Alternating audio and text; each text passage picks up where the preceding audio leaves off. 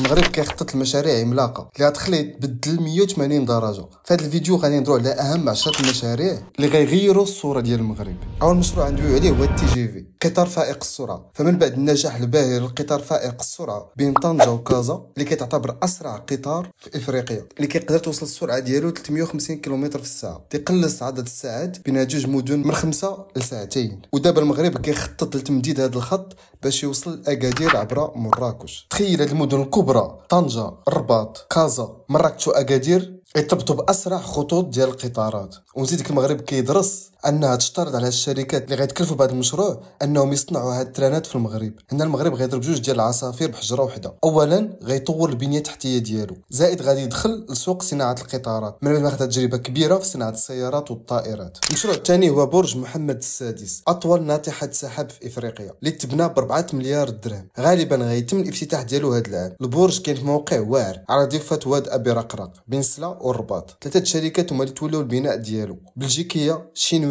ومغربيه. من بين هاد الشركات كاين الشركه اللي بنات برج خليفه في دبي. البرج فيه 250 متر وكتكون 55 طابق، تصمم باش يكون قادر على مواجهه الكوارث الطبيعيه بحال الفيضانات والزلازل. ونزيد غادي يتم التغطيه ديالو بالالواح ديال الطاقه الشمسيه اللي غتوفر ليه كاع الاحتياجات ديالو من الكهرباء. ثالثا القطب المالي ديال كازا، اكبر قطب استثماري في افريقيا واول مركز مالي اخضر في الشرق الاوسط وشمال افريقيا. الهدف ديالو هو تسهيل اعمال الشركاء الدوليين. غيولي المركز الاول للاستثمار في افريقيا. هاد المراكز قلال في العالم وفي المنطقه، وهذا المركز هو الثالث في منطقه المينا بعد دبي وابو ظبي. المغرب ولا كينافس الدول النفطيه، والمميز في هذا القطب هو انه جا في مفترق الطرق وغيربط بين 3 ديال القارات، افريقيا، اوروبا واسيا. رابعا مدينه طنجة تيك اللي فيها منطقه صناعيه كبرى اللي غتركز على صناعه الطائرات، السيارات، الالات والملابس وزيد. زائد منطقه سكنيه ذكيه اللي فيها مرافق وخدمات من الطراز العالمي. هذه المدينه غتستضيف اكثر من 200 شركه، خصوصا الشركات الصينيه. كنا كنعرفوا بلي المشكل اللي كاين بين الصين والغرب، الامريكان كتبغي تهرس الهيمنه الصناعيه ديال الشينوا وطلعت في الرسوم الجمركيه ديالها. وعارفين بلي المغرب عنده شراكات ديال التبادل الحر مع اوروبا وحتى مع امريكا. وهنا كيبان المغرب كحل وحيد للصين باش تبيع الصناعه ديالها لاوروبا وامريكا، اللي هو انها تجي تصنع في المغرب باش تسهل عمليه البيع ديالها وبين هاد الدول. وهذا الشيء اللي غيخلي المغرب خصوصا طنجة قطب صناعي كبير في افريقيا. خامسا محطات تحليه المياه. مؤخرا المغرب كيعيش ازمه المياه بسبب الجفاف اللي دام سنوات. ومن بعد نجاح محطه التحليه اللي كاينه في شتوكا اللي قدرت انها توفر الماء لاكادير كبير كامل وخلات هذه المنطقه تجنب ازمه عطش اللي حاده ونفعت حتى الفلاحه في المنطقه. المغرب قرر انه يتجه لبناء عده محطات للتحليه في عده مدن مغربيه، خصوصا الدار البيضاء اللي غيكون فيها اكبر محطه للتحليه في افريقيا. سادسا الموانئ. من بعد ميناء طنجة المتوسط اللي ولا اكبر ميناء في البحر الابيض المتوسط،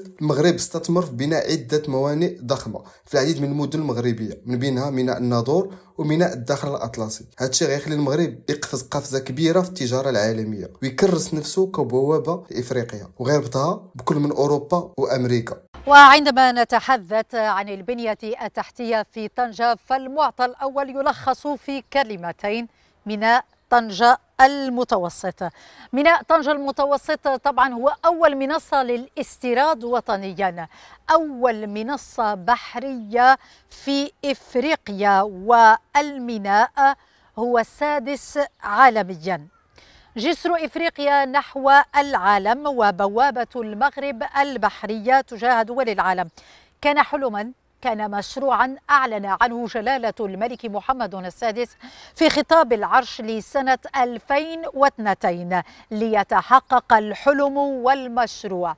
طنجة المتوسط اليوم ينافس كبرى الموانئ. سابعا صناعة السيارات والطائرات. المغرب ولا أول مصدر للسيارات في إفريقيا وحتى في العالم العربي، وغادي باش يولي ثالث مصنع للسيارات في العالم، في العالم كامل.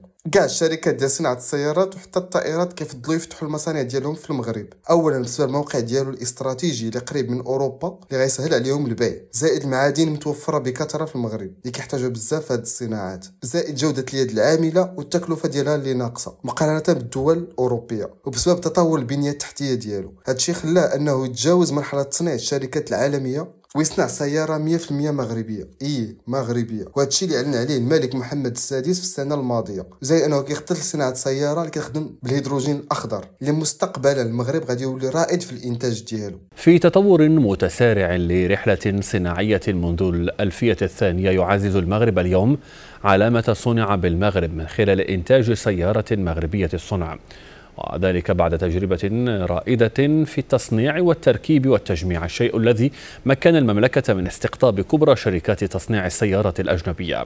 15 من ماي 2023 تاريخ فاصل لعلامة صنع في المغرب، دخلت به المملكة مصاف الدول المنتجة للسيارات ليؤذن به إعطاء انطلاقة الترويج لاسم نيو موتورز. وفي هذا التاريخ ترأس جلالة الملك محمد السادس حفل تقديم سيارة مغربية الصنع موجهة للسوق المحلية وتصدير. وفي نفس اليوم أعلنت شركة ناماكس عن النموذج الأولي لسيارة الهيدروجين النفعية، وهو نموذج يمهد الطريق أمام عهد جديد لقطاع السيارات الذي حقق أرقاما مهمة من خلال إنتاج 700 ألف سيارة سنويا.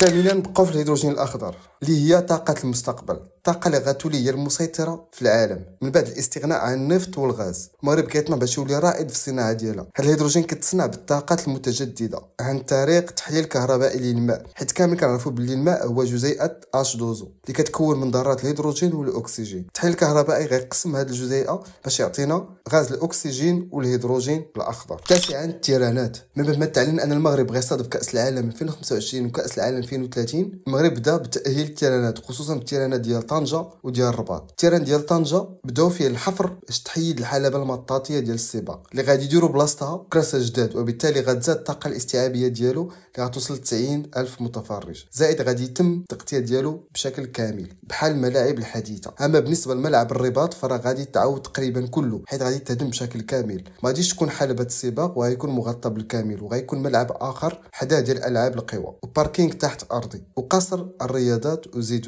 وهذه اعاده التاهيل غتشمل حتى ملاعب مراكش واكادير وفاس، زائد غيتم بناء ملعب كبير في كازا اللي غيكون في بن سليمان، غيكون ما بين اكبر الملاعب في العالم، وغينافس الملعب ديال برنابيو على استضافه نهائي كاس العالم 2030 اللي غتكون السعه ديالو فايته 113 ألف متفرج. واخيرا المشروع العاشر هو النفق الحلم بين المغرب واسبانيا. هذا النفق درت عليه فيديو كامل فيه معلومات اللي كثيره على هذا الموضوع، غتلقاو هنا، دخل وتفرج فيه وخلي لي الراي ديالك. المغرب بلد طموح. هاد المشاريع اللي ذكرت غير شويه من بزاف اللي ممكن يخليو المغرب يخطو خطوات كبيره في التنميه، ولكن بزاف كيتشكاو بلي هاد المشاريع ما كتمسش الواقع ديال المغربي البسيط اللي الوضعيه ديالو كتبقى كما هي. قول لي في كومونتير المشاريع اللي كتقترحها باش تطور في الوضعيه ديال المغاربه. واش انت مع ان المغرب يستثمر في الملاعب وفي استضافه تظاهرات رياضيه الكبرى؟